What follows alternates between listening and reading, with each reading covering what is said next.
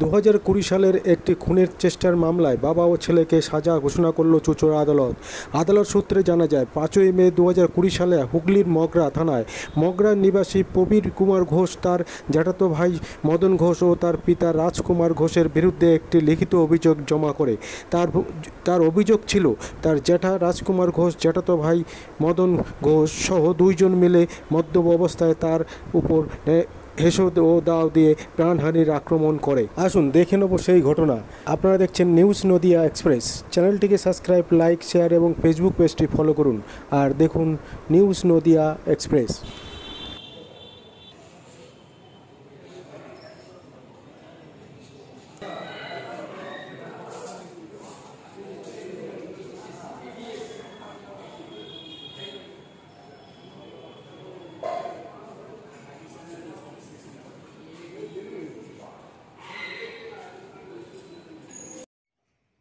হুগলি জেলার অধীন মগরা থানার অধীনে জয়পুর বলে একটা গ্রাম আছে। সেখানকার প্রবীর ঘোষ একটা কমপ্লেন দেন মগরা থানাতে যে তার বাড়িতে তার জ্যাঠতো ভাই মদন ঘোষ এবং তার ছেলে রাজকুমার ঘোষ এরা সন্ধ্যেবেলা এসে ওই তারিখে সন্ধ্যাবেলা এসে পূর্ব রাগবশত ঝামেলা সৃষ্টি করে। তারা বাধা দিতে যান, তিনিও তার ফ্যামিলি বাধা দিতে, তার মাও বাধা দিতে যায়। তার ফলে ওরা তার মায়ের মাথায় হিঁসর কোপ মারে, মা রক্তাক্ত জখম হয়ে হসপিটালে ভর্তি হন, চিকিৎসাধীন হন।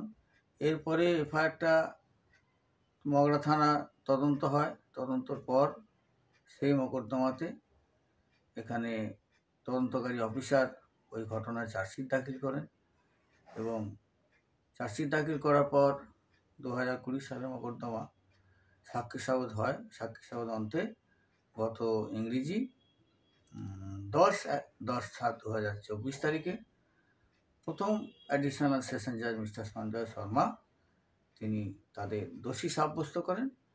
আজ ইংরেজি 11/7/2024 তারিখে তাদের আদালতে তোলা হয় এবং আদালতে মিস্টার সঞ্জীব শর্মা, যিনি ফার্স্ট অ্যাডিশনাল সেশন জাজ, তাদের সাজা শোনান। 324 ধারা মতে ওদেরকে 2 বছরের সাজা দেওয়া হয় এবং 1000 টাকা জরিমানা করা হয়। 307 ধারাতে ওনাদের বিরুদ্ধে 4 বছরের সাজা ঘোষণা করা হয় এবং 2000 টাকা জরিমানা হয়। 325 ধারা আরও 15 দিনের সাজা ঘোষণা করা হয়। এই সাজা একসঙ্গেই চলবে, এরকম আদেশ দেন আমাদের অনারেবল জাজ। এই অবস্থায় আমাদের যেটা বক্তব্য, সেটা খুব কম সময়ের মধ্যে পুলিশের ভূমিকা খুব সুন্দর, পুলিশ খুব সুন্দর তদন্ত করেছে এবং খুব কম সময়ের মধ্যে এই মামলা চার্জশিট দেওয়ার ফলে এই মোকদ্দমায় খুব কম সময়ের মধ্যে দোষীরা শাস্তি পেল এবং যিনি কমপ্লেন তিনিও সুবিচার পেলেন। এই আমার বক্তব্য। স্যার, আপনার নামটা? Subrata Bhattacharya, additional public prosecutor, Hooghly.